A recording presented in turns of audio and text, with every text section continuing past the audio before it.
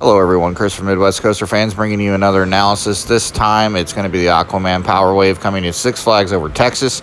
Before I start that, go ahead and click on that subscribe button below and that bell notification button. That'll give us it will give you future videos from Midwest Coaster Fans. But let's go ahead and dig deep into this analysis of Aquaman Power Wave. So both towers are 148 feet tall. I don't know why it says 15 stories, because that would make it 150, but I guess they just rounded it up.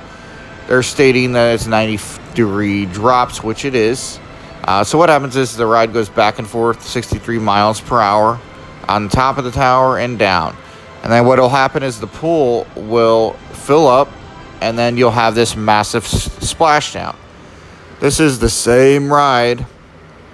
I don't know why it's saying first of its kind, but it's the same ride that's over in Europe. It's called a Mack Power Splash. The only difference is the Mack Power Splash has two boats instead of one. So the only downside of this is that it's going to have lower capacity.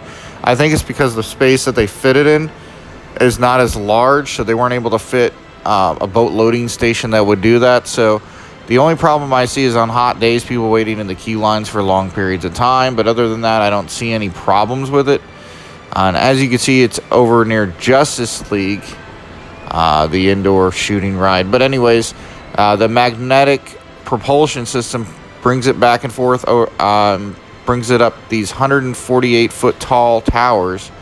And then the pool will fill up, like I said before. So it'll go back and forth, and then it'll have a huge splashdown.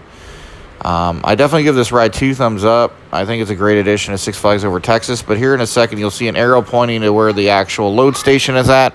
And that's a problem because there's only going to be one boat. So there's going to be low capacity. So the park's crowded. You're going to be waiting a while for this ride. But I definitely think it's a great addition, like I said, to the park. Aquaman Power Wave. I was waiting for one of these rides to come into the United States, so I can't wait to ride it next year. And let me know what you think by commenting below. Don't forget to hit that subscribe button, the bell notification button, so you can get future content from Midwest Coaster Fans. But this is Chris signing out.